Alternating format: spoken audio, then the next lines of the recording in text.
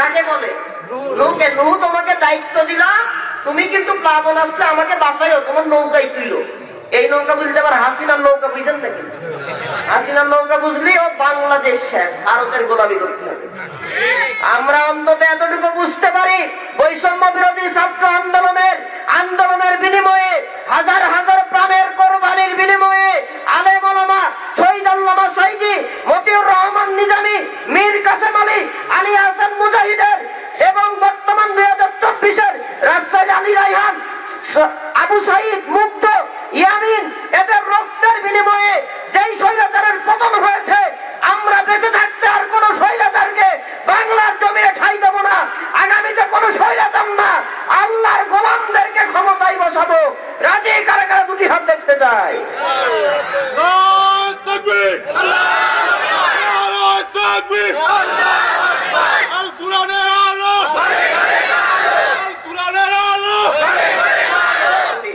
চব্বিশের 5ই অগস্টকে কেন্দ্র করে স্বৈরাচার, ফ্যাসিবাদ, দুঃশাসন মুক্ত স্বাধীন এই বাংলাদেশকে যারা উপহার দিয়েছে, প্রায় 1600-র উপরে ইমানদার যে ছাত্রছাত্রী ভাইদের জীবন চললো, যত ইমানদারের জীবন চললো, আল্লাহ তাআলা যেন তাদেরকে শাহাদাতের সর্বোচ্চ মাকাম দান করে তাদের রক্তের বিনিময়ে। মহিলারা অনেকে চলে যাচ্ছে, তো মহিলা সেট করা হয়েছে, কিছু দান চলে তো যাবেই। এখানে তো আর 11টার পরে থাকবে না। আপনারা বক্তাকে নিয়ে এসে বসাই রেখে দেওয়ার কথা ছিল 9:30, সেইটাকে নিয়ে আসলেন 11:30, থাকবে না তো। তাহলে আমরা একটা কাজ করি, আমরা মোটামুটি মোনাজাতের দিকে আগাই যাই। আলোচনাও শেষ, আপনাদের মাকসাদও শেষ। এইরকম হবে না, আমি সেই পাবলিক না, গতানুগতিক ওয়াজ আমি করতে পারি না। আওয়ামী লীগ দুঃশাসনের সময় যাদেরকে ছাড়া মাহফিল হতো না, আপনারাও যদি এখন তাদেরকে মেহমান বানায় ওই রকম শ্রেণী দিতে পারেন, শুধু লেভেলটা আলাদা, আপনারা ওই স্বৈরাচারের পার্থক্য থাকবে। একজন আলোচক আলোচনা করা অবস্থায় আলেমের কথাকে বন্ধ করে কি জন্য একটা আন্দোলনকে কথা বলতে দেওয়া হয়? কষ্ট লাগতে পারে ভাই, এটা আমাদের আফসোস। 99% মুসলমান আজকে আমরা হিজড়া মার্কা। আজকে কোরআনের ইসলামের মৌলিক জ্ঞান নাই, তার কারণে আজকে আমাদের উপরে নাস্তিক মুদ্রাটা উঠে লাগায়। আমি মেহমান খানা এসেছি সম্ভবত 8টার ভেতরে, যেহেতু আমি জানি আমার মঞ্চটা হবে 9:30 থেকে 10টা 11টায় মাহফিল শেষ হয়ে যাবে, সেইখানে আলোচককে আলোচনা দিয়ে আধা ঘন্টা সময় খাওয়াইলেন, ঠিক আছে। আমি আসার পরও প্রায় 10 মিনিট বসে থাকা, এখন 11টা বাজে, কালেকশন যদি করতেই হয় তো কিভাবে করবো? আচ্ছা ঠিক আছে, আলোচনা আমি যতটুকু করব বা পারবো করব, আফসোস নাই। যেহেতু মসজিদ, আমি সবকিছুকে কোরবানি করে স্যাক্রিফাইস করলাম। আমাকে এখানে দাওয়াত দিয়েছে আপনাদের এলাকার কৃতি সন্তান, এই জন্যই বললাম ভাই, ছাত্র শিবির যারা করে, এই ছাত্র শিবির করার জন্য সন্তানকে আল্লাহ তাআলার দরবার থেকে দোয়া কবুল হওয়া লাগে। কোরআনের ছাত্র, কোরআনের কর্মী সবাই হতে পারে না। রকি আহমেদ আমাকে দাওয়াত দিয়েছে, সে শহীদি কাফেলাতে আছে, যাদের ভূমিকা এই দেশের ছাত্র সমাজকে আদর্শ সমাজ, আদর্শ মানুষ হিসাবে, আদর্শ মুসলিম হিসাবে একটা ছাত্রকে গঠন করার জন্য যারা কাজ করে যাচ্ছে, আল্লাহ তাআলা যেন ভাইকে কবুল করেন, ভাইয়ের মা বাবার জীবনে গুনাহ মাফ করে দেন, ভাইয়ের নেক মাকসাদে মঞ্জিলে পৌঁছার তৌফিক দান করেন। তো আমি আসলে অসুস্থ, ভালো হলো যেহেতু একটা দেওয়া হয়েছে, মা বোনেরাও অধৈর্য হয়ে গেছেন, স্বাভাবিক। সন্ধ্যা থেকে শুরু করে কতক্ষণই বা বসবেন, আর এখনকার মাহফিলে আপনারাই মা বোনেরাই বেশি আসেন। তো আমি একটু কালেকশন মেহমান করেছে, বেশি কিছু না, জাস্ট চাদর কালেকশন। চাদর কালেকশন বোঝেন? আপনাদের কাছে লোক যাবে, পকেটে যা আছে, এই যে মসজিদের উন্নয়ন করবে মাহফিল, এই টাকাগুলো মসজিদে যাবে। 1000 টাকা, 500 টাকা, 200, 150, যে যা পারে। আজকে একটু মাহফিলে যারা এই গ্রামের মুসলমান জাতির পিতার নাম কি? সামনে বললেন না, পেছন থেকে আওয়াজ নেব। পুরুষ যারা আছে তারা বলবেন, আর পুরুষ বাদে যদি কিছু থাকে তারা আওয়াজই দেবেন। বলেন, মুসলিম জাতির পিতার নাম কি? জানতে পাবেন না তো ভাই, 15.5 বছর খালি জাতির পিতা জোর করে বানাইছে একজন। কি আমি বেশি বললাম না? ঠিক আছে। আরে বাংলাদেশের সাথে সম্পর্ক নাই, যে ভারতের দালালি করেছে, বাংলাদেশটাকে তাদের কাছে বিক্রি করতে চাইছে, সে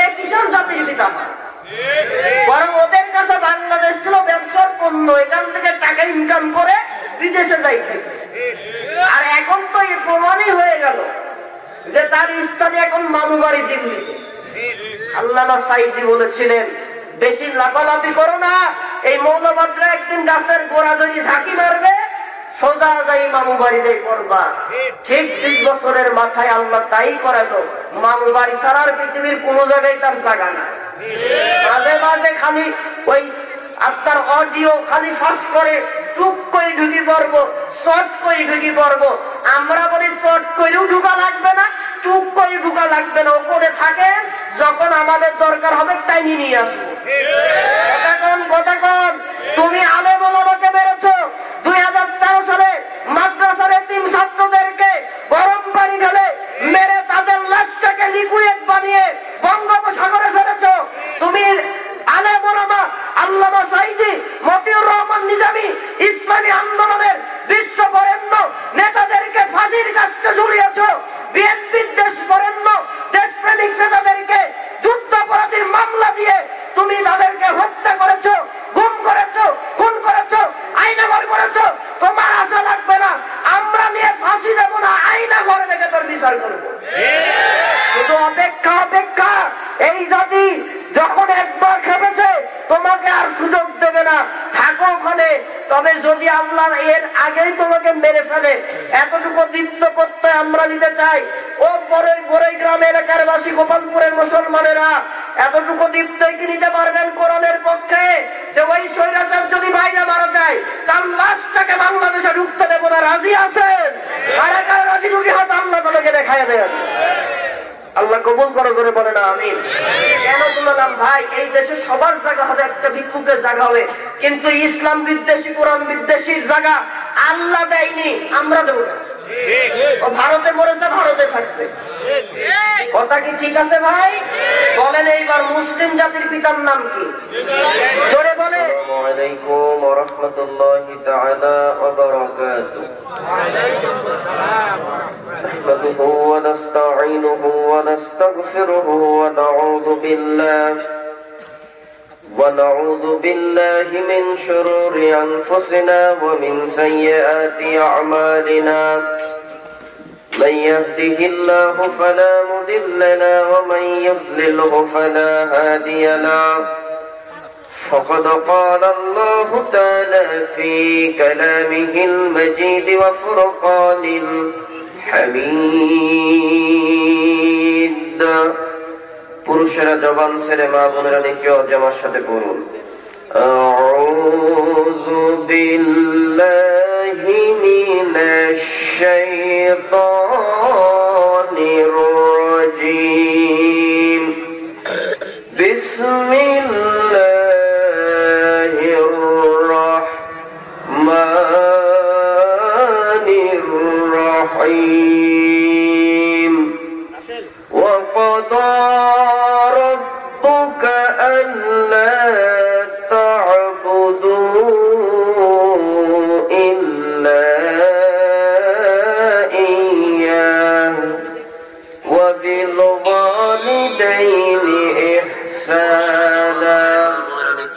Sadaqallahul azim. Inna Allaha wa malaikatahu yusalluna 'alan nabi. Ya ayyuhalladhina amanu sallu 'alaihi wa sallimu تسليما. اللهم صل على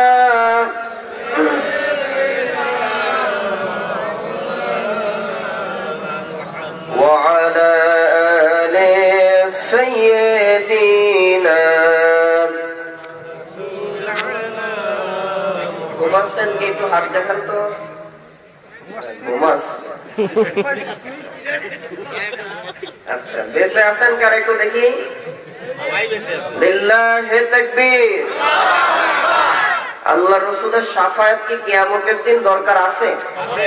জবাব জোরে দেন, পুরুষের মতো দেন। আছে?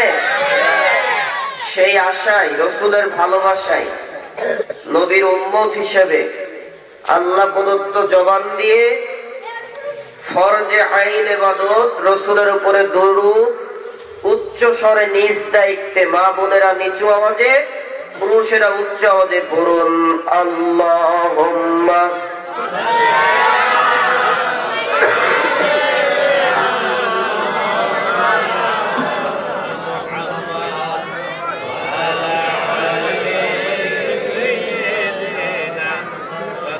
মাওলানা মুহাম্মদ লা ইলাহা জোর হয় না লা ইলাহা ইল্লাল্লাহ, জোরে লা আল্লাহ নামের জিকির করেন যারা, আল্লাহর কাছে প্রিয় তারা। ঠিক না বেশি? কার নামের জিকির? পুরুষেরা আমার সাথে বলেন, আল্লাহ নামের জিকির করেন যারা, আল্লাহর কাছে প্রিয় তারা, আল্লাহর কাছে প্রিয় যারা, আল্লাহর জান্নাত পাবে তারা, জোরে লা ইলাহা লা ইলাহা ইল্লাল্লাহ, লা ইলাহা লা ইলাহা ইল্লাল্লাহ মুহাম্মাদুর রাসূলুল্লাহ, পড়ুন সাল্লাল্লাহু। বাংলাদেশের ঐতিহ্যবাহী জেলা নাটোর জেলার বড়াইগ্রাম উপজেলার গোপালপুর উত্তরপাড়া জামে মসজিদের উন্নতিকল্পে আয়োজিত অধ্যকার কোরআনের মাহফিলের মুহতারাম সভাপতি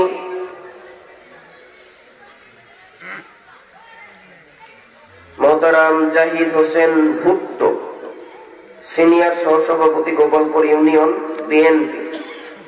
আল্লাহ তাআলা কোরআনের মাহফিলের সভাপতিত্ব করার কারণে যেন মোহতারামের জীবনের গুনাহ মাফ করে দেন, বলেন আমিন।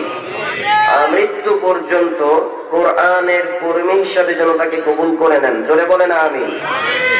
আজকের প্রোগ্রামের সম্মানিত প্রধান অতিথি জনাব শামসুল আলম রনি, যুগ্ম আহ্বায়ক বড়াইগ্রাম উপজেলা বিএনপি। বিশেষ অতিথি জনাব শরীফুর রহমান সুজন সরকার, সাবেক সাংগঠনিক কি সম্পাদক বড়াইগ্রাম উপজেলা ছাত্রদল। আমন্ত্রিত অতিথিবৃন্দ, বিশেষ করে আজকের প্রোগ্রাম যাদেরকে নিয়ে, প্রোগ্রামের প্রধান আকর্ষণ আমার সামনে বসা বাবার বয়সী মুরব্বিয়ান আজম, প্রাণ প্রিয় তরুণ যুবক ভালোবাসার ভাইরা, পর্দার আড়ালে বসে থাকা অবলা সরলা সর্বগুণে গুণান্বিতা মা ও বোনেরা। আজকের প্রোগ্রামে আলোচনা করেছেন আমার পূর্বে প্রিয় ভাই কারি মাওলানা ইসরাফিল হোসেন নাটোরি, সদস্য বাংলাদেশ মাজলিসুল মুফাসসিরিন নাটোর। আলোচনা করেছেন হাফেজ কারি মাওলানা আব্দুল মুমিন জিহাদি, সদস্য বাংলাদেশ মাজলিসুল মুফাসসিরিন নাটোর জেলা।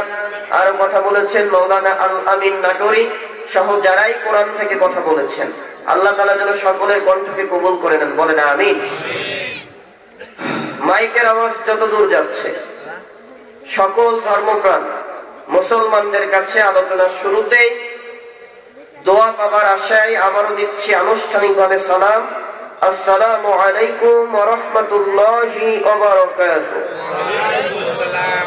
আল্লাহ তাআলার দরবারে শুকরিয়া আদায় করছি যে রব্বে কারীম আমাকে আপনাকে দুনিয়াবি সকল প্রকার কাজ থেকে জুদা করে, মুক্ত করে, ফারিক করে আসমানের নিচে জমিনের উপরে এই কোরআনের মাহফিল তথা জান্নাতি একটি পরিবেশ, জান্নাতি সমাবেশ, মাজালিসুল ইলমি হিয়া রাউদাতুম মিন রিয়াদিল জান্নাহ, এই জান্নাতি বাগানের মেহমান হওয়ার তৌফিক দিলেন। বেজার হয়েছেন না খুশি আছেন? যারা বেজার তারা হাত তোলেন, খুশি যারা তারা হাত দেখান। আলহামদুলিল্লাহ, আলহামদুলিল্লাহ বলেন। যে আল্লাহ তাআলা জীবনের গুনাহ মাফের ব্যবস্থা করে দিলেন, যে আল্লাহ তাআলা আমাদের উপরে যতক্ষণ এই প্যান্ডেলের ভেতরে থাকবেন, মা বোনেরা মহিলা প্যান্ডেলের অবস্থান করবে, আল্লাহ প্রত্যেকের উপর আসমান থেকে রহমত দিতে থাকবেন। সুবহানাল্লাহ। তাহলে এত সৌভাগ্য যে আল্লাহ দিলেন, তাকে শুকরিয়া আদায় করা দরকার আছে না নাই? জবান ছেড়ে সকল প্রকার জড়তাকে উপেক্ষা করে পড়ছি আলহামদুলিল্লাহ। দরুদ ও সালাম বিশ্ব নেতা মুহাম্মদুর রাসূলুল্লাহ সাল্লাল্লাহু আলাইহি ওয়াসাল্লামের উপর আত্মার প্রশান্তি কামনা করছি। যারা আমাদের মাঝ থেকে ঈমান নিয়ে বিদায় নিলেন, বিশেষ করে গোপালপুর উত্তরপাড়ার এই মাহফিল হচ্ছে যারা উপস্থিত হয়েছেন, যারা আয়োজন করেছেন, টাকা দিয়েছেন, পয়সা দিয়েছেন, বুদ্ধি দিয়েছেন, পরিশ্রম দিয়েছেন, শোনার জন্য যারা কষ্ট করে এসেছেন, আলোচনা করার জন্য যারা দূর দূরান্ত থেকে এসেছেন, আল্লাহ তাআলা প্রত্যেকের আপন আপনজন যারা অন্ধকার কবরে হাজার হাজার টন মাটি বুকের উপরে নিয়ে শুয়ে আছে, আজকের এই মাহফিলের ওসিলায় প্রত্যেকের কবরে আযাবকে যেন আল্লাহ মাফ করে দেন, বলেন আমিন। আরো শাহাদত কামনা করি 2024-এর 5ই আগস্টকে কেন্দ্র করে স্বৈরাচার, ফ্যাসিবাদ, দুঃশাসন মুক্ত স্বাধীন এই বাংলাদেশকে যারা উপহার দিয়েছে, প্রায় 1600-র উপরে ইমানদার যে ছাত্রছাত্রী ভাইদের জীবন ঝরলো, যত ইমানদারের জীবন চললো, আল্লাহ তাআলা যেন তাদেরকে শাহাদতের সর্বোচ্চ মাকাম দান করে তাদের রক্তের বিনিময়ে। মহিলারা অনেকে চলে যাচ্ছে তো মহিলা সেট করা হয়েছে, কিছু দান চলে তো যাবেই, এখানে তো আর 11টার পরে থাকবে না। আপনারা বক্তাকে নিয়ে এসে বসাই রেখে দেওয়ার কথা ছিল 9:30, সেইটাকে নিয়ে আসলেন 11:30, থাকবে না তো। তাহলে আমরা একটা কাজ করি, আমরা মোটামুটি মোনাজাতের দিকে আগাই যাই, আলোচনাও শেষ, আপনাদের মাকসাদও শেষ।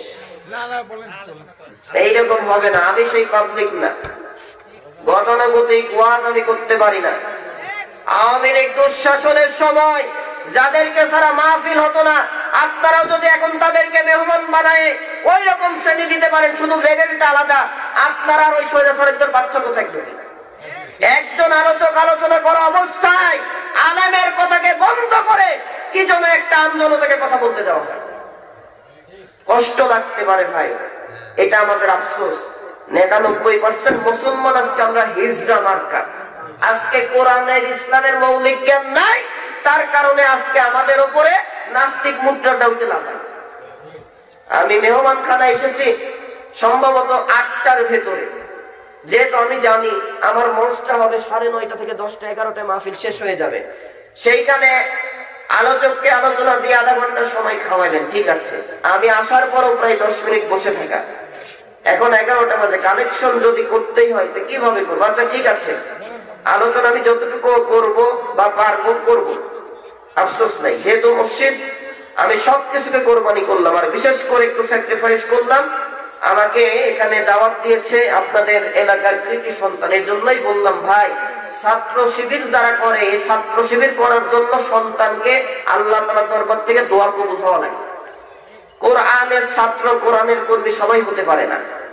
রকি আহমেদ আমাকে দাওয়াত দিয়েছে, সে শহীদি কাফেলাতে আছে, যাদের ভূমিকা এই দেশের ছাত্র সমাজকে আদর্শ সমাজ, আদর্শ মানুষ হিসাবে, আদর্শ মুসলিম হিসাবে একটা ছাত্রকে গঠন করার জন্য যারা কাজ করে যাচ্ছে, আল্লাহ তাআলা যেন ভাইকে কবুল করেন, ভাইয়ের মা বাবার জীবনে গুনাহ মাফ করে দেন, ভাইয়ের নেক মাকসাদে মঞ্জিলে পৌঁছার তৌফিক দান করেন।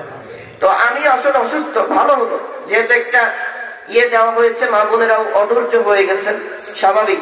সন্ধ্যা থেকে শুরু করে কতক্ষণই বা বসবেন, আর এখনকার মাহফিলে আপনারাই মা বোনেরাই বেশি আসেন। তো আমি একটু কালেকশন মেহমান করেছে, বেশি কিছু না, জাস্ট চাদর কালেকশন। চাদর কালেকশন বোঝেন? আপনাদের কাছে লোক যাবে, পকেটে যা আছে, এই যে মসজিদের উন্নয়ন গল্পে মাহফিল, এই টাকাগুলো মসজিদে যাবে। 1000 টাকা, 500 টাকা, 200, 150, যে যা পারে আজকে একটু মাহফিলের জন্য দেন। ওঠেন মা বোনেরা, যারা ভলেন্টিয়ার আছেন ভেতরে, মেহেরবানি করে আপনাদের কাছে আহ্বান জানাচ্ছি, এই মসজিদের উন্নয়ন গল্পে আপনারা পুরুষরা কই পাঠান, আমি তো ঘোষণা দিচ্ছি। ভলেন্টিয়ার কই? ছেলেরা ওঠো, ছেলেরাও একটা চাদর নিয়ে ঢুকতে হবে, চাদর নিয়ে। ভাই পকেটে যা আছে একটু দেওয়ার চেষ্টা করেন, মা বোনেরা প্রাণ ভরে দেন। কোরআনের কথা বলা, শোনা, আমলের যত করা, আর কোরআনের কর্মী হওয়া, এটা আমাদের কাজ। কারণ আল্লাহ যদি এর উসিলায় মাফ করে, আমাদের আর কোনো সফলতা নাই। আল্লাহ যদি কিয়ামতে ক্ষমা করে দেয়, কিছু চাওয়াও নাই, শর্ত একটা, কোরআনের কাছে আসতে হবে, কোরআনের মাহফিল শুনতে হবে, যা শুনলেন আমল করতে হবে। রাজি আছেন তো ইনশাআল্লাহ? সেই লক্ষ্যেই 15 নম্বর পারা সূরা বনী ইসরাঈল, এই সূরার আরেকটি নাম আছে সূরা ইসরা। নাম কি ভাই? ইসরা 23 নম্বর আয়াতে কারিমার প্রথম অংশ তেলাওয়াত করেছি। সূরা বনী ইসরাইল বা ইসরাটা 17 নম্বর সূরা। সূরাটি মাক্কি, আয়াত আছে 111টি। এই সূরায় রুকু আছে 12টি, সিজদা আছে 1টি। সিজদাটা আছে 109 নম্বর আয়াতে কারিমায়। এই সূরায় শব্দের সংখ্যা 1559টি। কতটি ভাই? অক্ষর বা হরফ আছে 6480টি। কতটি? পূর্বের সূরার নাম সূরা নাহল, শেষ পরবর্তী সূরার নাম হচ্ছে সূরা কাহাফ। তথ্যসূত্র যতগুলো তথ্য দিয়েছি, তাফসিরে মাআরিফুল কোরআন, তাফসির ইবনে কাসির, তাফসিরে কুরতুবী, নাসাই, মুসলিম শরীফ, এইগুলো থেকে রেফারেন্সগুলো সংগ্রহ করা। এই সূরার আলোচ্য বিষয় আল্লাহ তাআলা সূরা বনী ইসরাইল বা ইসরার ভেতরে মুহাম্মদুর রাসূলুল্লাহর অন্যতম একটি মুজিজা, আল্লাহ তাআলা একটা মুজিজা দিয়েছেন, নাম কি? এই কোরআন যাদের কিতাব তারা জবান সেরি করে। আমার হাতে কিতাবের নাম কি? আল্লাহর নবীর প্রায় 4000 মুজিজা ছিল, তার ভিতরে শ্রেষ্ঠ মুজিজা কোরআন। মারহাবা বলেন।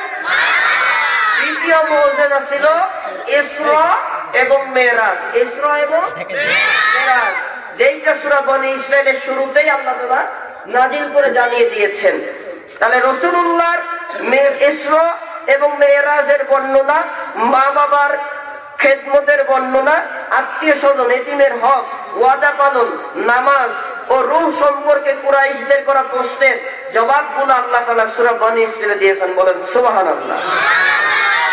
এই সূরার আরেকটি নাম সূরা আল ইসরা।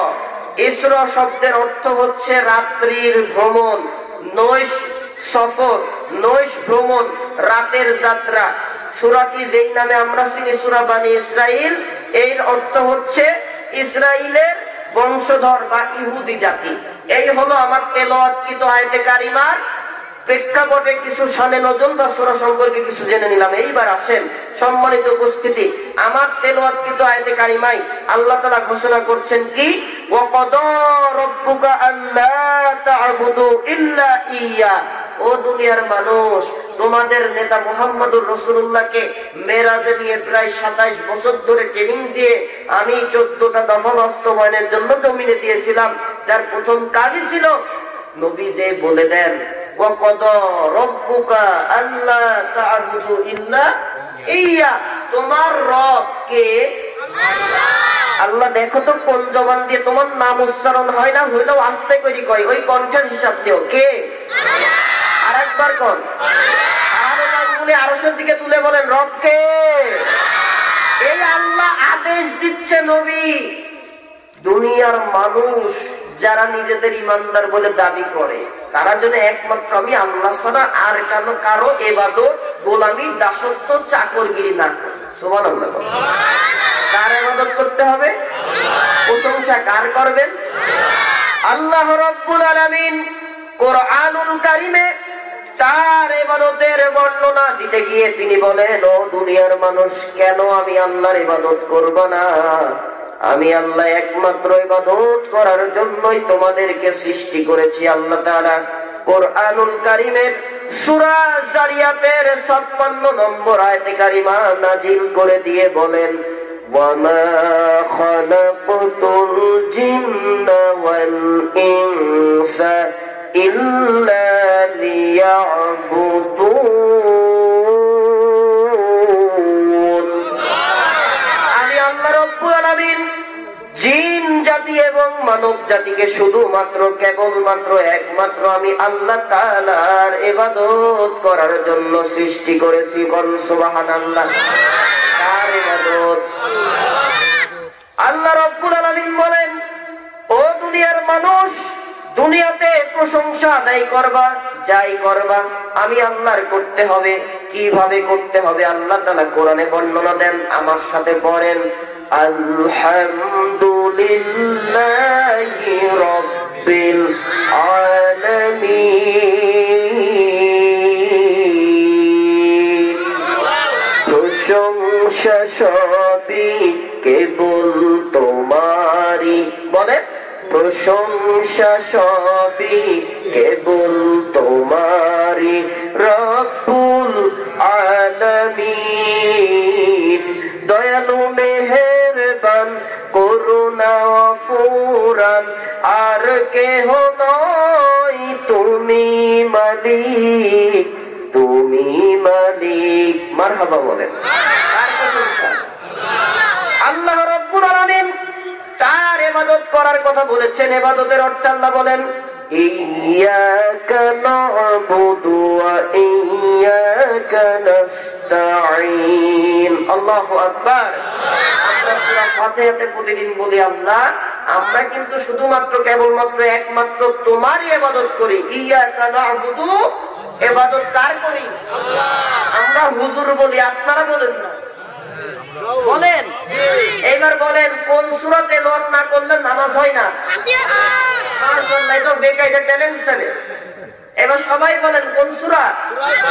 বুঝতে পারিস, আপনারা বুঝতে পারছেন না। আমার কুষ্টিয়ায় সূরা ফাতিহার ডাক নাম আছে, ডাক নামটা বলবো? বলেন। আলহামদু সূরা। আপনারা কি বলেন? এই সূরাই বলেন, কিন্তু এই সূরা আল্লাহ নাম দিয়েছে সূরাতুল ফাতিহা। কি নাম? এই সূরা ফাতিহা যদি নামাজে তেলাওয়াত না করেন নামাজ হবে? আল্লাহ রাব্বুল আলামিন তিনি আমাদের শিক্ষা দিয়েছেন আমি আল্লাহ তাআলার গোলামি হবে। ও আমার গোলামেরা, আমি আল্লাহ যেভাবে তোমাদেরকে শিক্ষা দিয়েছি সেইভাবে আমার কাছে যাও। আমরা চেয়েছি ইয়্যাকা না'বুদু ওয়া ইয়্যাকা নাস্তাঈন।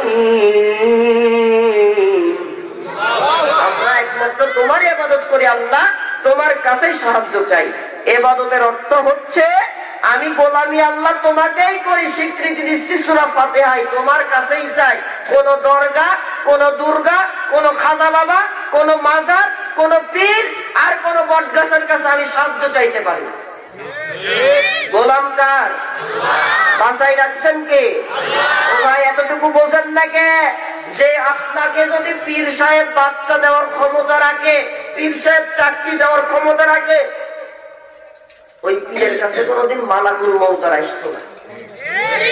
কারণ মানুষ মরতে চাই না, মরতে চাই, বেঁচে থাকতে চাই। পীর সাহেব অসুস্থ হয়। কথা কি বোঝাতে পারলাম? রাগ করছেন নাকি? ওই পেছনে বলে রাগ করতেছেন নাকি? কথা শোনা যাচ্ছে ভাই? একটু হাত দেখেন তো পেছন থেকে, পেছন থেকে। মাশাআল্লাহ, বুঝলাম শোনা যাচ্ছে, আলহামদুলিল্লাহ। কষ্ট পাচ্ছেন না তো? সমস্যা নাই, আর আধা ঘন্টা আমি ঘড়ি মেপেই চলছি ভাই। জি আচ্ছা ঠিক আছে, বসাবো, ঠিক আছে। বসাতে গেলে তাহলে তো আবার কামান নিয়ে চলে আসা লাগে। আল্লাহ রাব্বুল আলামিন তার ইবাদত কেন করবেন না? রব্বুল আলামিন তিনি তার ইবাদত করার প্রতি নির্দেশ দিয়ে আল্লাহ তাআলা কোরআনে অনেক আয়াত নাযিল করে জানাচ্ছেন ইন্না আনজালনা ইলাইকাল কিতাবা বিল হক ফা'বুদিল্লাহা মুখলিসান লাহুদ্দীন। নিশ্চয় আমি তোমার কাছে যথাযথভাবে এই কিতাব নাজিল করেছি। কিতাবের নাম কি? বলে বলেন। আল্লাহর ইবাদত করো এবং তারই আনুগত্য করো একনিষ্ঠভাবে। কার আনুগত্য? আল্লাহর আনুগত্য। বুঝেন তো? আল্লাহ রাব্বুল আলামিন আরো বলেন আনি'বুদুল্লাহা ওয়া আতিউহু ওয়া আতিউন। যে তোমার আল্লাহর, যে আমি আল্লাহ তাআলা তোমাদেরকে বলছি তোমরা আল্লাহর ইবাদত করো, তাকে ভয় করো এবং আমার আনুগত্য করো। এর মাধ্যমেই তোমাদের সফলতা আসবে। সুবহানাল্লাহ বলেন।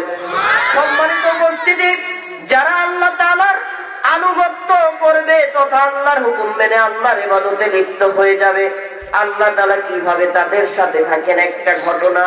সাইয়েদেনা দ্বিতীয় আদমের নাম বলা হয় কোন নবীকে বলেন তো? একজন বলেছেন, একটু জোরে বলেন। নূহ নবী। কি নাম? কোরআনে কিন্তু তার নামে একটা সূরা আল্লাহ তাআলা নাযিল করেছেন। সুবহানাল্লাহ বলেন। হযরত নূহ আলাইহিস সালাম প্রায় ৯৫০ বছর এই আল্লাহ প্রদত্ত দিনের দাওয়াত জাতির কাছে দিল। যত দাওয়াত দিতে যাই মাইরে মাইরে বেহুশ করে ফেলে রেখে যায়।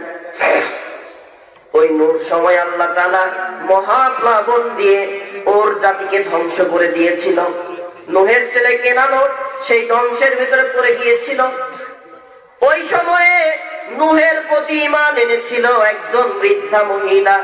ভাই বিরক্ত হচ্ছেন নাকি? লুক এট মি প্লিজ, আমার দিকে লক্ষ্য করুন। একজন বৃদ্ধা মহিলা নূহের প্রতি ঈমান এনেছিল। এইবার নূহের কাছে এসে বলে ওই বৃদ্ধা মহিলা, ও আল্লাহর নবী নূহ, শুনলাম তুমি নাকি আল্লাহর কাছে বদদুয়া করেছো এই জাতির জন্য, যাতে আল্লাহ তাআলা গজব দিয়ে জাতিকে ধ্বংস করে দেয়। আল্লাহ নাকি গজব দেবে, মহাপ্লাবন হবে। নূহ বলে জি হবে। ও নূহ, আমি তো বৃদ্ধা বুড়ি মহিলা, আমার কোনো শক্তি নাই, কখন প্লাবন আসে আমি জানি না, আমার তো কেউ নাই, আমার আপন বলতে কেউ নাই। তুমি নূহ, তোমার কাছে, তুমি যেহেতু আল্লাহর নবী, তোমার কাছে দায়িত্ব দিলাম, তুমি কিন্তু প্লাবন আসলে আমাকে বইলো। কে বলছে কথা? বুড়ি। কাকে বলে? নূহকে। নূহ, তোমাকে দায়িত্ব দিলাম, তুমি কিন্তু প্লাবন আসলে আমাকে বাঁচাইও, তোমার নৌকাই তুইলো। এই নৌকা বুঝলে আবার হাসিনার নৌকা বুঝেন নাকি? হাসিনার নৌকা বুঝলি ও বাংলাদেশ শেষ, ভারতের গোলামি করতে হবে। আমরা অন্তত এতটুকু বুঝতে পারি, বৈষম্য বিরোধী ছাত্র আন্দোলনের বিনিময়ে, হাজার হাজার প্রাণের কোরবানির বিনিময়ে আলেম ওলামা, শহীদ আল্লামা সাইদি, মতিউর রহমান নিজামী, মীর কাসেম আলী, আলী হাসান মুজাহিদের এবং বর্তমান 2024-এর রাজশাহী আলী রায়হান, আবু সাইদ, মুগ্ধ, ইয়ামিন, এদের রক্তের বিনিময়ে যেই স্বৈরাচারের পতন হয়েছে, আমরা বেঁচে থাকতে আর কোন স্বৈরাচারকে বাংলার জমিনে ঠাঁই দেব না। আগামীতে কোন স্বৈরাচার না, আল্লাহর গোলামদেরকে ক্ষমতায় বসাবো। রাজি কারা কারা? দুটি হাত দেখতে চাই।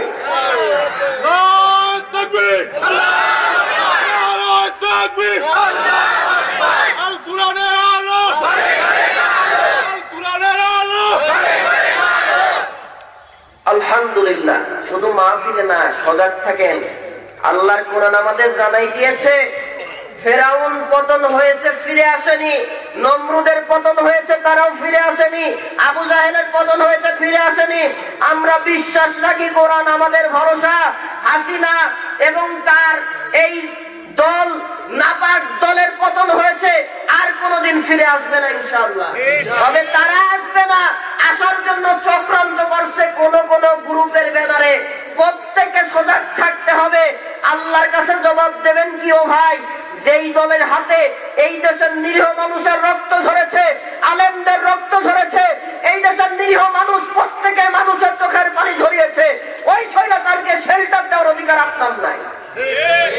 অতএব আমরা সজাগ থাকবো। আমরা আল্লাহর গোলাম। এই জমিন তো আল্লাহর গোলামরা বাঁচতে হবে। কোন দালাল, স্বৈরাচারের দালালকে আমরা সামনে দেবো না। সম্মানিত উপস্থিতি, নূহ আলাইহিস সালাম তিনি এবার প্লাবনের চলে আসবে। পুরি দায়িত্ব দিল কাকে? নূহকে। প্লাবন আসতে বাঁচাইও। কষ্ট পাচ্ছেন নাকি ভাই? বিরক্ত হচ্ছেন না তো? ভাঙা কণ্ঠে আর কতটুকু বলবো, চেষ্টা করছে আল্লাহ যতটুকু বলাচ্ছেন।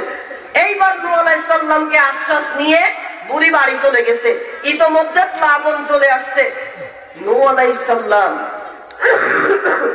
প্রায় 40 দিন প্লাবন ছিল, পৃথিবী সব শেষ। নূহ আলাইহিস সালামের কিস্তিতে যে সকল ঈমানদার আর প্রাণীরা উঠেছিল, শুধু তারাই বেঁচে ছিল। আল্লাহ তাদেরকে দিয়ে দুনিয়াটা আবার এই প্রাণীকুল দিয়ে সাজিয়েছেন। জোরে বলেন সুবহানাল্লাহ।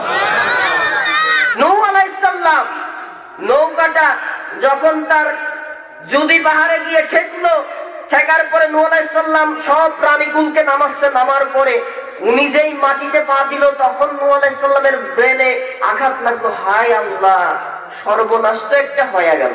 কি হলো? নূহ আলাইহিস সালাম বলে, ঈমান এনেছিল এক বৃদ্ধা মহিলা, প্লাবনের আগে বলছিল নূহ কখন আসবে আমি জানি না, কানে শুনি কম, চোখে দেখি বেশি নাকি? তাও বলে ঠিক, চোখে বেশি দেখি, চোখে কম দেখি, প্লাবন কখন আসবে জানি না, তুমি কিন্তু বাঁচাইও। আমার তো সাদা মনে নাই। বুড়ি কি মরে গেল, আল্লাহর কাছে কি জবাব দেব? বুড়ির বাড়ি কোথায় এখন তার দিক ঠিক নাই। কোন একটা নিশানা করে বেচারা নূহ আলাইহিস সালাম ছোটা শুরু করলেন। ছুটতে ছুটতে যায়, দেখে পুরীর যেখানে ঘর ছিল একটা ছোট্ট ঘরের ছাউনি, ওই ঘরটা ওই রকমই আছে। এই কয়জন সুবহানাল্লাহর পেছনে কি নাউজুবিল্লাহ নাকি? তো জোরে কোন সুবহানাল্লাহ। মহাপ্লাবন মানে পৃথিবী শেষ। ওই কিস্তি থেকে যা নামছে তাদের দিয়ে পৃথিবী তৈরি হবে। কিন্তু একজন বৃদ্ধা ইমানদার মহিলা, ওই যে আল্লাহ তাআলা বললেন আনি ইবুদুল্লাহ ওয়া আত্তাকু ওয়া আত্তাকুহু ওয়া আতিউন, তোমরা আল্লাহর ইবাদত করো, তাকে ভয় করো এবং আনুগত্য করো আল্লাহর আনুগত্যের ইবাদত করলে কি হয় এটার প্রমাণের জন্য আমি বলছি। নূহ আলাইহিস সালাম বাড়িতে যেয়ে বলে বুড়িমা আসেন, বাড়ি থেকে বুড়ি উঠলা হাতে গন্ডি বেড়াই বলছে নূহ তুমি কি এসেছো আল্লাহর নবী নূহ, এই দেখো আমি রেডি আছি, চলো তোমার কিস্তিতে উঠবো। সুবহানাল্লাহ। আর একটু আস্তে করি, আর কষ্ট হবে, বুঝতে পেরেছি। আওয়াজটা শোনেন, এরপরে কালকে সকালের নাস্তার পর সুবহানাল্লাহ ভাইয়া। নূহ আলাইহিস সালাম সেজদায় পড়ে গেলেন, যে বলে আল্লাহ এই খেলাটা কি হচ্ছে।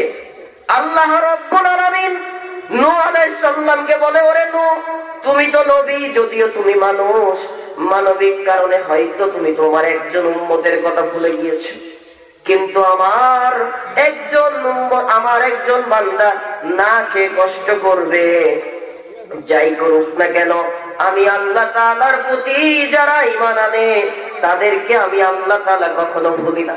ও নূহ তুমি এই বৃদ্ধা বুড়ির কথা ভুলে গিয়েছো, কিন্তু এই বৃদ্ধা বুড়ি তো তোমার প্রতি আমার প্রতি ঈমান এনেছে, একে বাঁচানোর দায়িত্ব আমি আল্লাহ রাব্বুল আলামিন আরশে মহল্লা থেকে নিজে দায়িত্ব পালন করেছি। কোন সুবহানাল্লাহ, আরো জোরে সুবহানাল্লাহ। কি জন্য বাঁচালেন? বুড়ি মানানছে কার উপরে? গোলামি করেছে কার? আল্লাহ। তাকে প্লাবন কখন এসলো কখন গেল টেরই পাওয়াই নাই। জোরে বলেন সুবহানাল্লাহ। রব্বুল আলামিন এরপরে বলেন ওমা উমিরু ইল্লা লিয়াবুদুল্লাহ মুখলিসিনা লাহুদ্দিন হুনাফা ওয়া ইউকিমুস সালাতা ওয়া ইউতুজ যাকাত ওয়া যালিকা দীনুল কাইয়্যিমা। আল্লাহু আকবার। সূরা বায়ানের 5 নম্বর আয়াতে কারিমা নাযিল করে আল্লাহ বলেন আর তাদেরকে নির্দেশ দেওয়া হয়েছিল, আহলে কিতাব যারা ছিল তাদেরকে নির্দেশ দেওয়া হয়েছিল তারা যেন আল্লাহর ইবাদত করে, তার জন্যই দিনকে একনিষ্ঠ করে নাই, তার দেওয়া দিনকে একনিষ্ঠ করে নাই, সালাত কায়েম করে এবং যাকাত দেয়, আর এটাই হলো সঠিক দিন। আল্লাহ তাআলা বলেন ফালিয়াবুদু রাব্ব হাযাল বাইত। আল্লাহু আকবার। তোমার রব আদেশ করছেন অতএব যেন তোমরা এই গৃহের মালিককে, এই বাইয়ের দ্বারা বাইতুল্লাহকে বোঝানো হয়েছে, কাবা ঘরের মালিককে, এই মসজিদের মালিককে, এই মসজিদের যত আবেদ আছে মুসল্লি আছে প্রত্যেককে আল্লাহ তাআলা বলছেন তোমার ওই রবের ইবাদত করো। সুবহানাল্লাহ। সম্মানিত উপস্থিতি, আল্লাহ তাআলা আরো বলেন কুরআনুল কারীমে মহান রব্বুল আলামিন চমৎকার করে বলেছেন ইবাদত একমাত্র আমি আল্লাহর করবা। আল্লাহ তাআলা কয়জন? যে আল্লাহর কাছে সকল ক্ষমতা। রব্বুল আলামিন বলছেন আমি এক আল্লাহ ছাড়া আর কোন ইলাহকে তোমরা মাইনো না। তা আমি আল্লাহর যে ক্ষমতা আছে এই ক্ষমতা তোমরা আর অন্য কোন ব্যক্তি বা বস্তুকে দিয়ে মিটাইও না, তাহলে তোমাদের খবর আছে। কোরআনুল কারীমে আল্লাহ তাআলা নিজের অস্তিত্বের গ্যারান্টিও আল্লাহ নিজে দিয়েছেন। কোরআনে সূরা আম্বিয়ার 22 নম্বর আয়াতে কারিমা নাযিল করে দিয়ে আল্লাহ বলেন লাউ কানা ফীহিমা আলিহাতুন ইল্লাল্লাহু লাফাসাদাতান। আল্লাহু আকবার। আসমান আর জমিনে যদি এক আল্লাহ ছাড়া আরো ইলাহ থাকতো উভয় ধ্বংস হয়ে যেত। তার মানে কি এক আল্লাহ ছাড়া আর কোন ইলাহ আছে নাকি ভাই? সম্মানিত উপস্থিতি, কেন আল্লাহ তাআলার ইবাদত করবেন না?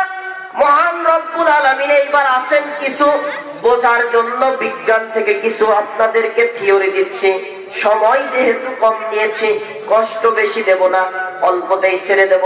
এই যে মুরব্বীরা চলে যাচ্ছেন নাকি কম যাচ্ছেন? হ্যাঁ? ও আচ্ছা আচ্ছা, ঠিক আছে। আচ্ছা যাক, আলহামদুলিল্লাহ। ভাবছি যে এরকম লম্বা ধরলে আমিও মাছ ছেড়ে চলবো। তাহলে মনোযোগ আছে তো? আমি জানি ভাই, যতই করেন মাল তো আমি কুষ্টিয়ার, এত সহজে আপনারা উঠবেন না, কারণ আপনার জন্য তারপরও ওয়েট করছে। হ্যাঁ, ওসব মুখস্থ আছে। ও মরি গেল, হুজুর চলে গেল, আপনারা যাবেন না, তারপরও না আসা। ঠিক, মাশাআল্লাহ। সম্মানিত উপস্থিতি, আল্লাহ রাব্বুল আলামিনের ইবাদত কেন করবেন না? মহান রব্বুল আলামিন গরু ছাগল মানুষ সব পাঠিয়েছে। মানুষের থেকে কি প্রতিভ শক্তিশালী প্রাণীর সৃষ্টি আল্লাহ করেছে? অবশ্যই করেছে। কি বলে? ঝোঁকে ঝোঁকে মারেন। একটা হাতির শক্তি কম না বেশি? কথা কি বোঝা যাচ্ছে ভাই? একটু বিবেক সম্পন্ন অ্যাডাল্ট যারা বাবা বয়সী আর দাদা বয়সী আছেন, একটু জোরে করে কন, হাতির শক্তি মানুষের থেকে কম না বেশি? বেশি। আল্লাহ তাআলা শ্রেষ্ঠত্ব হাতিকে দিয়েছে, গরিলাকে দিয়েছে না মানুষকে দিয়েছে? কুরআনুল কারীমে আল্লাহ বলেন, ওয়ালাকাদ কাররামনা বানি আদম। আল্লাহু আকবার। ও বনি আদম মানুষ জাতি, তোমাদেরকে আমি আল্লাহ শ্রেষ্ঠত্ব দিয়েছি। সুবহানাল্লাহ। শুধু তাই নয়, আল্লাহ রাব্বুল আলামিন আরো বলেন, লাকাদ খালাকনাল ইনসানা ফি আহসানি তাকওয়িম। বান্দারে, ও বান্দা বান্দি, আমি আল্লাহ তাআলা আমার ইচ্ছা মতো অবনয়ন সৌন্দর্য দিয়ে তোমাদেরকে সৃষ্টি করেছি। সুবহানাল্লাহ। আল্লাহ রাব্বুল আলামিন কোরআনে আরো বলেন, الذي خلقك فسواك فعدلك في أي سورة ما شاء ركبك। সূরা ইনফিতার আল্লাহ বললেন, বান্দা তোমার যে চেহারাটা দিয়েছি না, তোমার কোন বন্ধু তোমাকে পছন্দ করে না। এই তুই কালো, তোর নাক বোসা, তোর নাক লম্বা, তোর পা ফাটা, বলে কি বলে না? বান্দা, দুনিয়ার মানুষ তোমাকে যতই অপমান করুক না কেন, একটু চিন্তা করো, কোরআনে আমি আল্লাহ জানাই দিলাম 30 নম্বর পারা সূরা ইনফিতারের ভিতরে, আল্লাযী খালাকাকা ফাসাওয়াকা ফাআদালাক, তোমার এই চেহারাটা আমি আল্লাহ সৃষ্টি করেছি, ফি আইয়ি সূরাতিন মা শাআ রাক্কাবাক, তোমার যে চেহারা দান করেছি এটা দুনিয়ার কারণে আমি আল্লাহ নিজে পছন্দ করি। এত আস্তে কইলেন সুবহানাল্লাহ। তার নাক বোসা, দেখতে কালো, পা ফাটা, হাত বাঁকা, একটা পা বড় একটা পা ছোট, যেমনই চেহারা হোক না কেন, আপনাকে কেউ না কেউ অপছন্দ করে, কিন্তু আপনাকে পছন্দ করে কে? একটু জোরে বলেন না সুবহানাল্লাহ। আল্লাহ রাব্বুল আলামিন শুধু এতগুলো সম্মান দিলেন না, এইবার আল্লাহ তাআলা আমাদের জন্য নিয়ামত কি দিলেন? চিকিৎসা বিজ্ঞান আমাদেরকে হিসাব দিচ্ছে, একজন সুস্থ মানুষ প্রতিদিন বাতাস থেকে আল্লাহ তাআলার একটা নিয়ামত গ্রহণ করে বেঁচে থাকার জন্য। নাম কি? মাশাআল্লাহ, সবাই জানেন, জোরে বলেন কি? চিকিৎসা বিজ্ঞান বলে 11,000 লিটার অক্সিজেন প্রতিদিন বাতাস থেকে একজন সুস্থ পুরুষ মহিলা গ্রহণ করে। সুবহানাল্লাহ। এর দামটা কত বলেন তো একটু? খাদের সমানে এটাই গেলেন, একদম হিসাব করলেন না। এই এলাকায় কি এমন কোন অসুস্থ মানুষ বেঁচে থাক বা মরে যাক এমন মানুষ আছে নাকি যাকে লাইফ সাপোর্টে নেওয়া হয়েছিল? মরে যেতে পারে, অসুবিধা নেই। লাইফ সাপোর্ট নাম শোনেন নাই? কাছের একটা ঘরে কৃত্রিম অক্সিজেন দেওয়া হয় মুখে এরকম দিয়ে, আছে না নাই? প্রতিদিন শুধু অক্সিজেন, আল্লাহ দেওয়া অক্সিজেন সংরক্ষণ করে মেশিনের মাধ্যমে ওই বান্দা বান্দিকে দেওয়া হচ্ছে, তাই বিল করা হয় 40 থেকে 50,000 টাকা। ঠিক বললেন, একটু হিসাব নিলাম। 70 বছর বয়সকে আরেকটু হাত তোলেন তো এখানে। 70 বছর বয়স হবে একজন, দুইজন, তিনজন, মাশাআল্লাহ, হাত নামান। এই 70 বছরকে এই হিসাব করে নাও একটু ক্যালকুলেটরে। 70 বছরকে 365 দিয়ে একটু গুণ করো, কত লক্ষ দিন হবে? প্রতিদিন আল্লাহ দেওয়া অক্সিজেন গ্রহণ করেছেন কয় হাজার টাকা? 40,000 টাকা ধরেন। এবার 40,000-কে 1 লাখ দিয়ে গুণ করেন। ও 70 বছরের বান্দা, ও 60 বছরের বান্দা বান্দি, ও 30 বছরের যুবক যুবতী, এতদিন আল্লাহর অক্সিজেন, প্রতিদিন 40,000 টাকার অক্সিজেন গ্রহণ করলে আল্লাহ কোনদিন বিল নিয়েছে? তাহলে কেন এই মাথাটা আল্লাহ তাআলার জন্য সেজদা দিতে পারো না? কেন আল্লাহর জমিনে আল্লাহর দ্বীন কায়েম করতে পারো না? শুধু তাসবিহ তেলাওয়াতের নাম আল্লাহর ইবাদত না। নামাজ পড়েন যে আল্লাহর ইবাদত করা, এই নামাজি সমাজ প্রতিষ্ঠা করা, আমৃত্যু পর্যন্ত অর্থ দিয়ে সময় দিয়ে কাজ করো, সেই আল্লাহর ইবাদত করা। বরং নামাজ এই মসজিদে পড়ার আগে নামাজি সমাজ তৈরি করা ফরজ। সেই কাজ করে যাচ্ছে শহীদি কাফেলা, ইসলামী দলগুলা। আল্লাহর জমিনে আল্লাহর আইন প্রতিষ্ঠা, কোরআনের আইন, নামাজি আইন প্রতিষ্ঠা করতে চাই। এই কাজটা করা শুধু তাদের জন্য না, এইখানে আমরা যারা বসে আছি, যারা শুনছেন, মহিলারা যারা আছে, প্রত্যেকের জন্য ফরজে আইনে বলো। করবেন তো ইনশাআল্লাহ? কেন করবেন না? 1 নম্বর অক্সিজেনের বিল গেল। 2 নম্বর মুখের ভেতরে যে কথাগুলো বলছি, সুন্দর করে বাচন ভঙ্গি বচন ভঙ্গি বুঝাচ্ছি, কথা কি বোঝা যাচ্ছে আপনাদেরকে? শুনে এই যে বুঝতে যে পাইলেন, কথা স্পষ্ট বলার জন্য মুখে একটা জিনিস আছে, নাম কি কন্ত? হ্যাঁ, কেউ আলাজিবি বললো, আরেকজন বলে দাঁত বলেছে। দাঁত বলেননি ভাই? দাঁত কয়টা দাঁত থাকে? 32,000 শবর থাকে না, 28টা দাঁত রেগুলার। 28টা দাঁত রেগুলার থাকে, আর আইকেল মারি কারোর ওঠে, কারোর ওঠে না। 28টা বেশি। এক একটা দাঁতের দাম জানেন তো কত? ডেন্টিস্টের কাছে যাবেন, দাঁত যার নষ্ট হয়ে গেছে, একটা দাঁত তারা প্রায় 1-2 মাস ধরে প্রসেস করে লাগাই দেবে। এক একটা দাঁতের জন্য প্রায় 20 থেকে 25,000 টাকা তারা দিবে। 28টা দাঁতের দাম কত হয়? কয়েক লক্ষ টাকা। ভাই দিয়েছেন কে? ডাক্তার আল্লাহ। বুঝতে পারলাম। যারা আল্লাহর নাম বললেন না, বললেন হুজুর কি যে বলেন, মার পেটে আসলাম বুকরা হয়ে। কোন মতে দাঁত কয়েক বছর কই, এরপরে 5-7 বছর 10 বছর বয়সে আবার দাঁতটা সাদা পড়ে গেল। এই দাঁতকে আমরা ইঁদুরের করতে দিয়ে বললাম, ইঁদুর মামা আমার দাঁতটা নাও, আর তোমার দাঁতটা নাও। মানে এই পাবলিক বলছে যে ইঁদুরই আমার দাঁত দিয়েছে। কি ইঁদুর দাঁত দিয়েছে বিশ্বাস করেন কি? হাত তোলেন। কেউ তুলবে না। সিটার সিটার, অথচ বলার সময় সব বলে। ও ভাই দাঁতটা দিয়েছে কে? সম্মানিত উপস্থিতি, মায়ের পেট থেকে পড়ার সময় মুখে দাঁত ছিল না, তখন ওয়াও ওয়াও করতেন, মা ছাড়া কেউ বুঝতো না, কারণ আল্লাহ নারীর টান দিয়েছিল। মারহাবা কোন। এরপরে আল্লাহ দাঁত দিল, ওই দাঁত দিয়ে দুধের দাঁত যাকে বলি, ওই দাঁত দিয়ে মোটামুটি বালেক হওয়া পর্যন্ত আল্লাহ রাখলেন। 10 বছর বয়স হতে হতে 10 থেকে 12 বছরে দাঁত গুলা পড়ে গেল, আবার দাঁত তুললেন আল্লাহ তাআলা। এই দাঁত এক সময় হয়তো কারো থাকবে, কারো থাকবে না। এই দাঁতের এতটা মূল্য বোঝানোর জন্য আমি বলে থাকি দাঁতের কত মূল্য। একটা গল্প কি বলবো? আপনাদের এই যে গ্রাম, এর থেকে পাড়াটা যেখানে মোটামুটি কারেন্টের আলো কোনো মতে পৌঁছাইছে, দাঁতের গুরুত্ব কত দেখেন। দাঁত যদি আমাদের মুখে না থাকতো, মারামারি যেদিনই কয়বার লাগতো, এরা ঠিক ছিল না। এখন গ্রামগঞ্জের এলাকায় সাধারণত মসজিদের ইমামতি করার জন্য একজন ব্যক্তি নির্ধারণ করে, বেতন কম। যিনি মুয়াজ্জিন, তিনি ইমাম, তিনি খতিব, তিনি খাদেম। আছে না ভাই? না, আপনাদের মনে হয় নাই, গ্রাম অঞ্চলে এরকম আছে।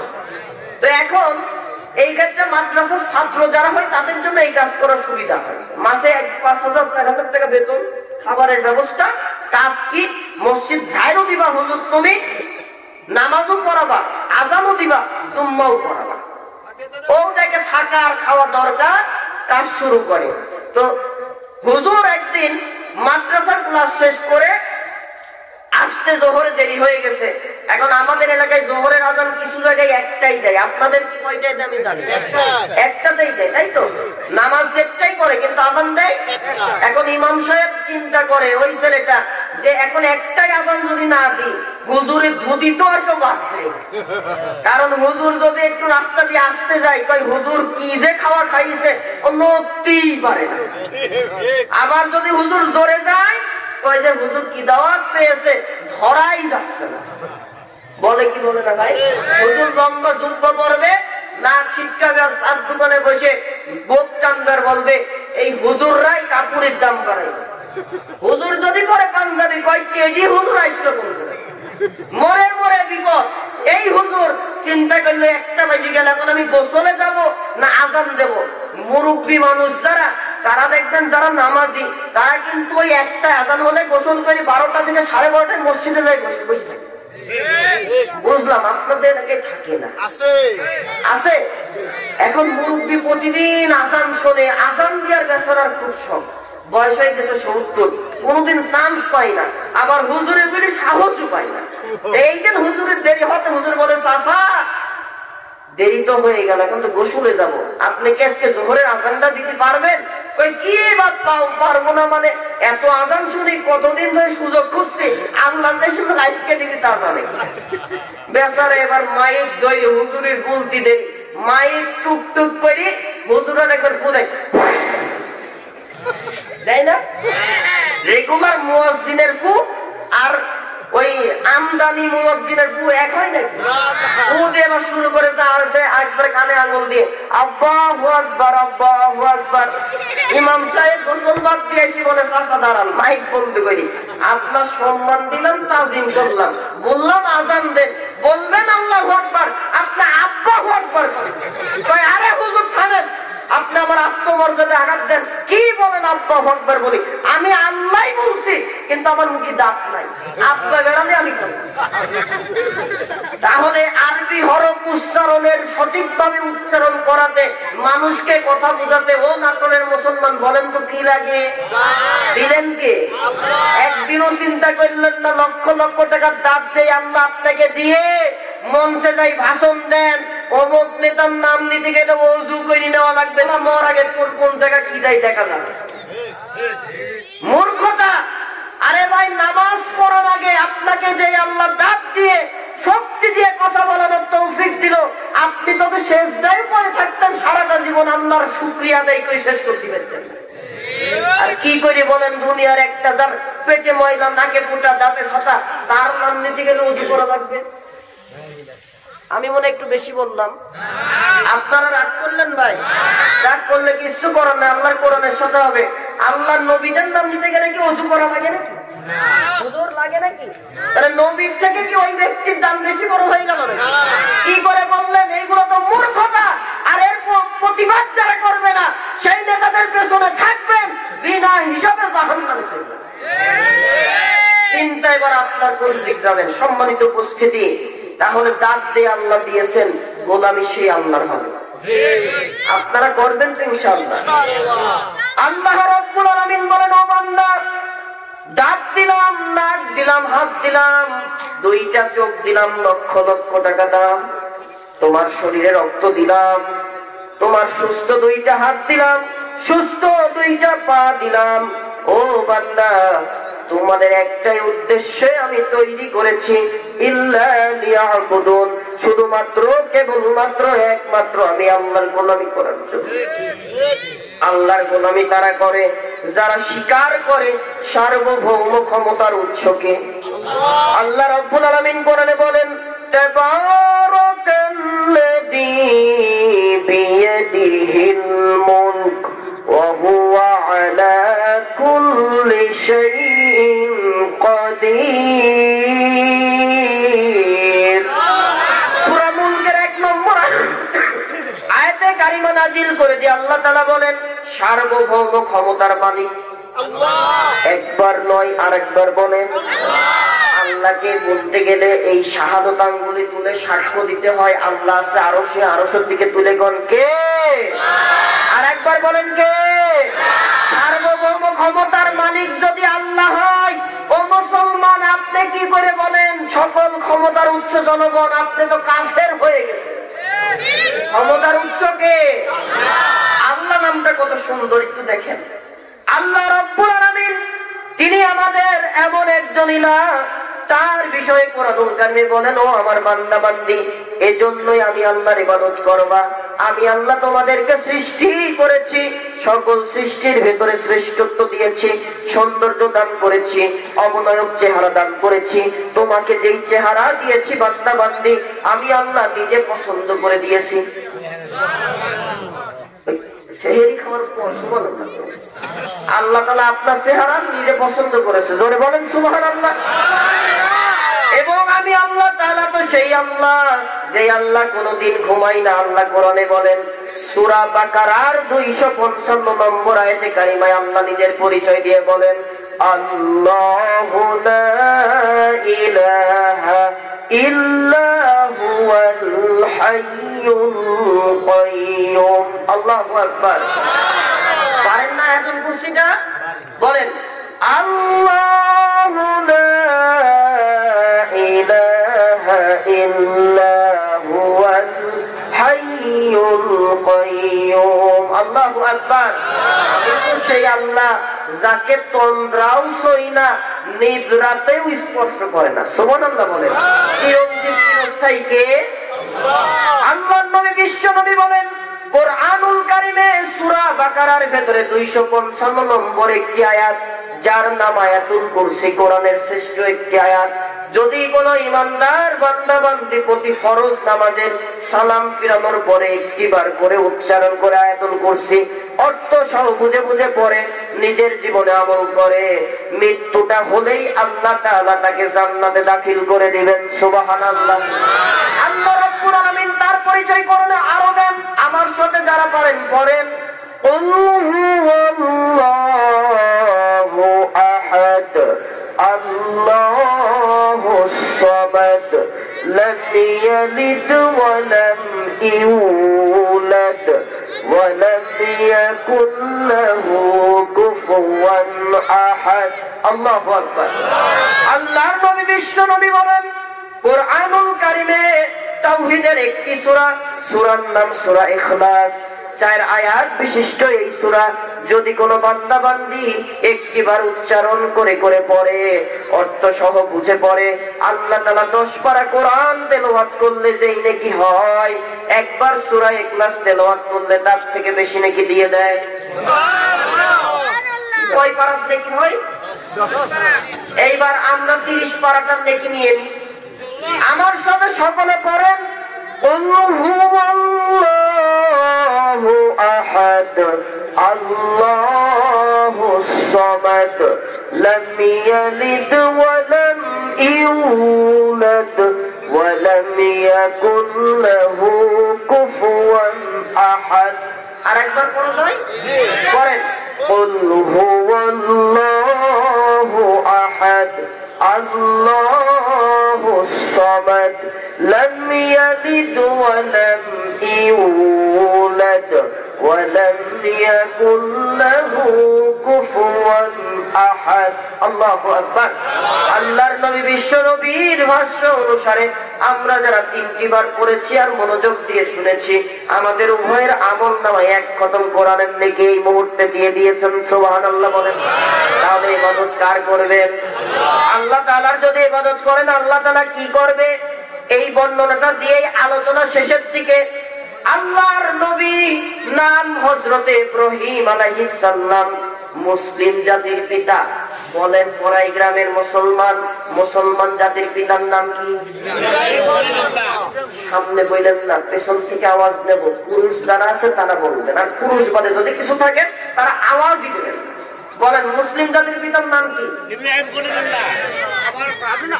জানতে পাবেন না তো ভাই। 15.5 বছর খালি জাতির বিভাগ জোর করে বানাইছে একজন। কি আমি বেশি বললাম না? ঠিক আছে। আরে বাংলাদেশের সাথে তো সম্পর্ক নাই, যে ভারতের দালালি করেছে বাংলাদেশটাকে তাদের কাছে বিক্রি করতে চাইছে, সে কিসের জাতির পিতা? বরং ওদের কাছে বাংলাদেশ ছিল ব্যবসার পণ্য, এখান থেকে টাকা ইনকাম করে বিদেশে যাইছে। আর এখন তো এই প্রমাণই হয়ে গেল যে তার স্থানে এখন মামু বাড়ি দিল্লিতে। আল্লামা সাঈদী বলেছিলেন বেশি লাফালাফি করো না, এই মৌলবাদরা একদিন গাছের গোড়া ধরে ঝাঁকি মারবে, সোজা যাই মামু বাড়ি যাই পড়বা। ঠিক 30 বছরের মাথায় আল্লাহ তাই করালো। মামু বাড়ি ছাড়ার পৃথিবীর কোন জায়গায় তার জায়গা না। মাঝে মাঝে খালি ওই আপনার অডিও খালি ফাঁস করে টুক করে ঢুকি পড়বো, শর্ট করে ঢুকি পড়বো। আমরা বলি শর্ট করেও ঢুকা লাগবে না, টুক করে ঢুকা লাগবে না, ওপরে থাকেন, যখন আমাদের দরকার হবে টাইনি নিয়ে আসবো। কথা তুমি আলেম ওলামাকে মেরেছো। 2013 সালে মাদ্রাসার এতিম ছাত্রদেরকে গরম পানি ঢেলে মেরে তাদের লাশটাকে লিকুইড বানিয়ে বঙ্গোপসাগরে ফেলেছো। তুমি আলেম ওলামা আল্লামা সাঈদী, মতিউর রহমান নিজামী, ইসলামী আন্দোলনের বিশ্ব বরেণ্য নেতাদেরকে ফাঁসির কাছে ঝুলিয়েছো। বিএনপির দেশ বরেণ্য দেশপ্রেমিক নেতাদেরকে যুদ্ধাপরাধীর মামলা দিয়ে তুমি তাদেরকে হত্যা করেছো, গুম করেছো, খুন করেছো, আইনাঘর করেছো।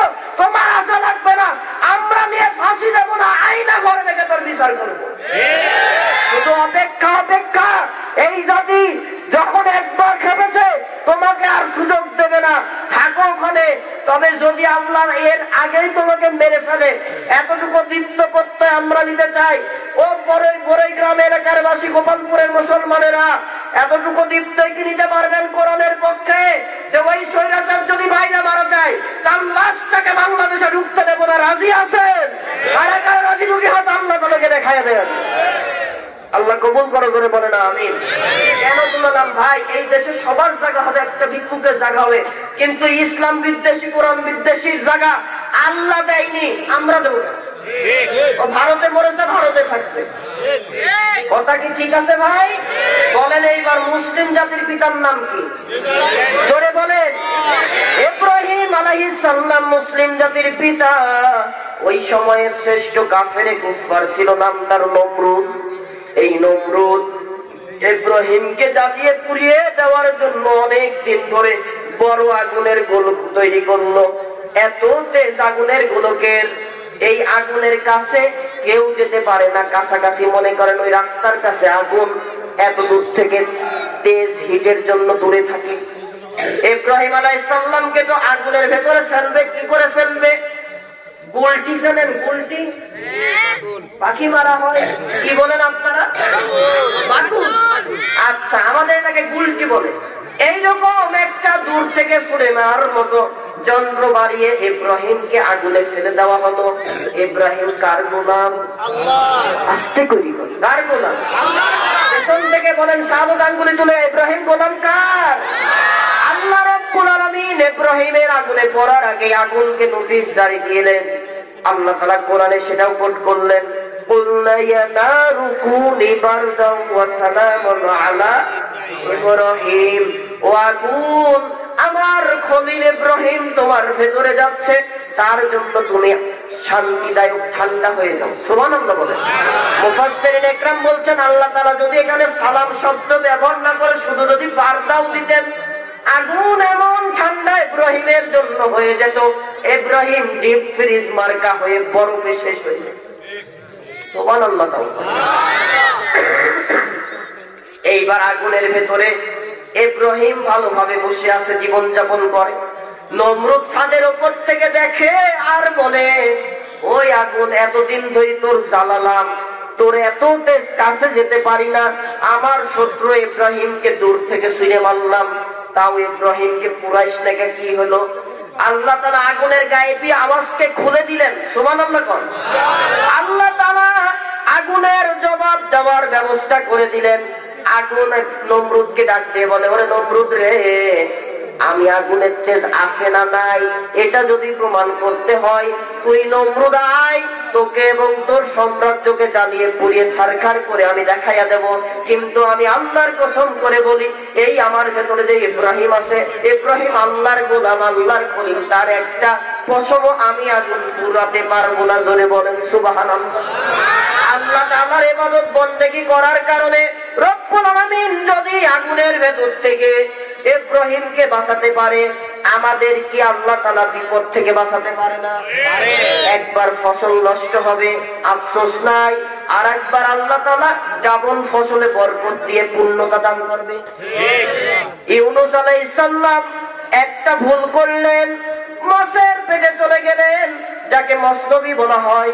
হযরতে সাইয়েদনা ইউনূস আলাইহিস সালাম মাছে তাকে গিলে ফেলে দিল।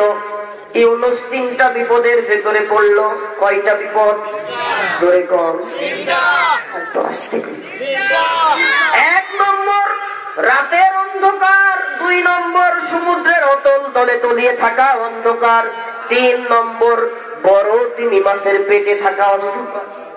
বিজ্ঞান বলে তিমি মাছ তার পেটের হজম শক্তিটা এত শক্তিশালী, যেই খাবারগুলা তিমি মাছ যাই খাক না কেন 3 মিনিটের মাথায় ওইটা হজম হয়ে লিকুইড হয়ে পেছনের দরজা দিয়ে বাইর হয়ে যায়। আল্লাহু আকবার। কয় মিনিট লাগে? ইউনূস সেখানে কতদিন ছিল? মত বিভেদ আছে, তবে গ্রহণযোগ্য মত 40 দিন। কতদিন? 40 দিন ইউনূস আলাইহিস সালাম ওখানে অবস্থান করলেন। যখনই মাছের পেটে গেলেন, খাজা বাবার কাছে চাইলেন না, দুনিয়ার কোন পীর সাহেবের কথা মানলেন না, স্মরণ করলেন না, দুনিয়ার কোন নেতার কাছে না, চাইলেন কার কাছে? সাহায্য। তিনি কিভাবে সাহায্য চাইলেন আল্লাহ তাআলা কোরআনে সেটাও বললেন। সূরা আম্বিয়ার ভেতরে আমার সাথে পড়েন, লা ইলাহা ইল্লা আনতা সুবহানাকা ইন্নী কুনতু মিনাজ জালিমিন। আল্লাহ সাক্ষ্য দিচ্ছে তুমি ছাড়া কোনো ইলাহ নাই। আমি ইউনূস আমার নফসের উপরে জুলুম করে ফেলেছি। ও টাইম তো পার হয়ে গেছে 10 মিনিট। আচ্ছা ঠিক আছে। হযরত ইউনূস আলাইহিস সালাম তিনি আল্লাহকে বললেন, আল্লাহ সাক্ষ্য দিচ্ছে আমি ইউনূস, তুমি ছাড়া কোনো ইলাহ নাই। আমি ইউনূস আমার নফসের উপরে জুলুম করে ফেলেছি। তুমি যদি এখন এই বিপদ থেকে আমাকে না বাঁচাও, কেউ বাঁচাতে পারবে না। আল্লাহু আকবার। আল্লাহ রাব্বুল আলামিন আমাদেরকে জানায়া দিয়েছেন, ও নবী আপনি জানেন এবং কিয়ামত পর্যন্ত এই কোরআন যারা পড়বে তারা কেউ জানায় দেন। ইউনূস যখনই বিপদে পড়ে আমি আল্লাহর কাছে সাহায্য চাইলো, 1 সেকেন্ড আমি আল্লাহ দেরি করি নাই, তাকে সাহায্য পাঠাইছি। কোরআনে বলেন, ফাস্তাজাবনা লাহু ওয়া নাজ্জাইনাহু মিনাল গাম্মি ওয়া কাযালিকা নুনজিল মুমিনিন।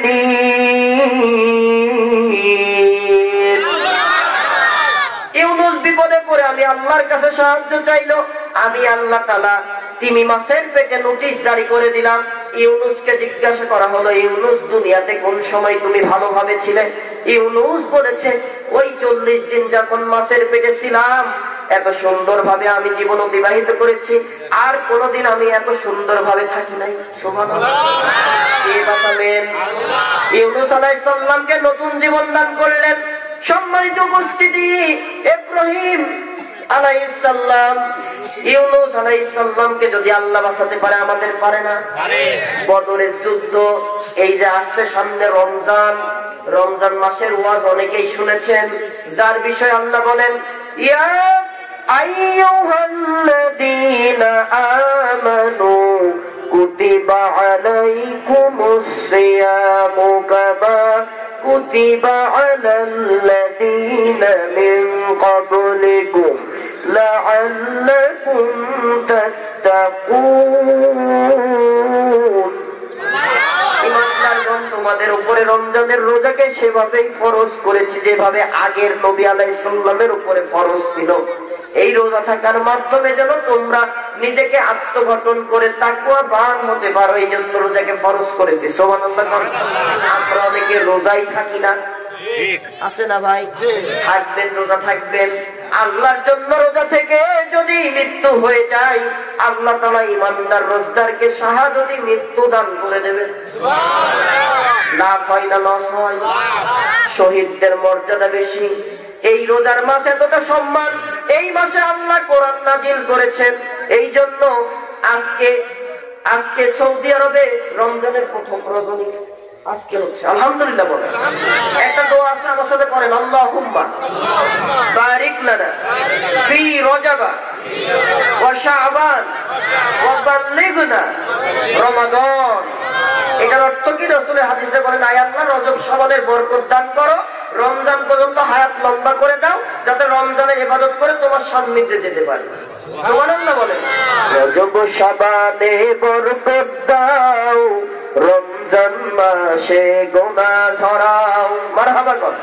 রজব শাবানে বরকত দাও, রমজান মাসে গুনাহ ঝরাও, সপ্তাহ জুড়ে তুমি বরকত দাও, জুমুয়ার দিনে গুনাহ ঝরাও। বলেন আমিন। এই রমজানে 1 টাকা দান করবেন, অন্য সময় 700 টাকা দান করলে যেই নাকি রমজানে 1 টাকা দান করলে তার থেকে বেশি নেই। খুশি হন নাই নাকি? রমজানে 1 রাকাত ফরজ আদায় করবেন, অন্য মাসে 700 রাকাত ফরজ করলে যেই নাকি এই মাসে 1 রাকাত ফরজ আদায় তার থেকে বেশি। কোরআন একটা খতম দেবেন, অন্য মাসে 1 খতম কোরআনের নেকি পাবেন, রমজানে 1 খতম কোরআন দেওয়ার জন্য 700-র বেশি কোরআন খতম দেওয়ার নেকি আল্লাহ দিয়েছে। আল্লাহ বলেন 70 থেকে 700 ওই সময়ে হিসাবের সহজতার জন্য বোঝানোর জন্য বলেছি, এর বেশিটা আমি আল্লাহ নিজে রেখে দিয়েছি। সুবহানাল্লাহ। লাইলাতুল কদর নামে একটা রাত্র আছে, ওটার নামেও কদর, কাজেও কদর। একটা রাত যেই রাত্রে কোরআন নাজিল আসলো, কোরআন নাজিল হলো রমজানের শেষ দশকের বেজর যে কোনো একটি রাত হতে পারে 21, 23, 25, 27, 29, 5টির যে কোনো একটি বেজর রজনী। ওই রাতে যদি কারোর ইবাদত মিলে যায়, একবার সুবহানাল্লাহ বলেছেন, সারাটা 83 বছর ধরে 84টা বছর ধরে একটানা সুবহানাল্লাহ বলার নেকি আল্লাহ কোন একটা কদরের রাত যদি নসিব করে মিলে যায়। নামাজ পড়েছেন 2 রাকাত, টানা 84 বছর ধরে নামাজ পড়েছেন, দান করেছেন, যেই নাকি কদরের রাত 1 রাত ইবাদত করলে সেই নেকি। তাহলে এই কদরের রাত পেতে গেলে আজকে থেকে বাড়ি যাই 2 রাকাত করে নফল নামাজ পড়েন, ঈশার পরেই পড়ে ফেলেন, আল্লাহর কাছে চান একবার ঈদের 1 রাত পর্যন্ত মিস হওয়ার সুযোগ আছে নাকি? না। পারবেন তো ইনশাআল্লাহ। রমজানের তাজিম হচ্ছে রোজা থাকা। সুস্থ বিবেক সম্পন্ন স্বাধীন নরনারী যদি শরীয়তের ওজর ছাড়া রোজা না রাখে, একটা রোজা না রাখলো অথবা ইচ্ছা করে ভেঙে ফেললো, একটার জন্য তার কাফারা কয়টা? 60টা। একটার জন্য কয়টা? 60টা। আর যেই একটা করলেন না তাই সেই একটা, মোট হলো কয়টা? 61। এই 61টা করা লাগবে। একবার যে 30টা করেননি, গুণ করেন কয়টা? 1800টা রোজা আরো 30টা, 1830টা রোজা, অথবা 1830 জন মিসকিনকে খাওয়ানো সম্ভব হবে? তাহলে এর থেকে ভালো রোজা থাকা। শুধু নিজেরা থাকবেন না, বাচ্চাদেরকেও তুলে দেবেন যতক্ষণ পারেন। রমজান আসছে ইবাদতের জন্য, ইবাদতের জন্য আল্লাহর জন্য নিজেকে কোরবানি করে দেন। এর মাধ্যমে আল্লাহ তাআলা লাআল্লাকুম তাত্তাকুন, রোজা থেকে মিথ্যা বলেন নাই, আল্লাহ তাআলা হিসাব নেবে, গুনাহ হবে বলে আল্লাহ কিন্তু বাঁচাই দেবে, জীবনে গুনাহ মাফ করে তাকওয়াবান করবে। রমজান আসছে সামনে, সালাতুত তারাবি, ইতিকাফ, দান সদকা, আল্লাহর পথে ব্যয়, ইসলামের জন্য বেশি বেশি কাজ করা। করতে পারবো তো আমরা ইনশাআল্লাহ? কি যুবকেরা কাজ করা যাবে? মোনাজাত পার্টি আপাতত বন্ধ করো। মোনাজাত বুঝো তো? কি কি এই মোনাজাত বলতে নামাজের মোনাজাত বলছি না, ওইটা করেন, সমস্যা নাই। কিন্তু রাস্তার ধারে, ঝোপে ঝাড়ে, তাল গাছের নিচে, খেজুর গাছের নিচে ডিশ দেবে, মার মার মার মার মার, আছে না নাই? করা যাবে না, করা যাবে না। আল্লাহ তাআলা দিয়েছে আঙ্গুলটা তাসবিহ জপার জন্য। সুবহানাল্লাহ, আলহামদুলিল্লাহ, আল্লাহু আকবার, আস্তাগফিরুল্লাহ বেশি বেশি করতে হবে। আল্লাহ তাআলা এই রসুলের জীবনে গুনাহ যদি মাফ করে দেয়, এটাই সফলতা। পারবো তো ইনশাআল্লাহ? এই রমজান আসছে সামনে, এতটুকু কথা বলে অবসরের কথা এখানেই শেষ করছি। সুবহানাকাল্লাহুম্মা বিহামদিকা আশহাদু আল্লা ইলাহা ইল্লা আনতা আস্তাগফিরুকা ওয়া আতুবু ইলাইক।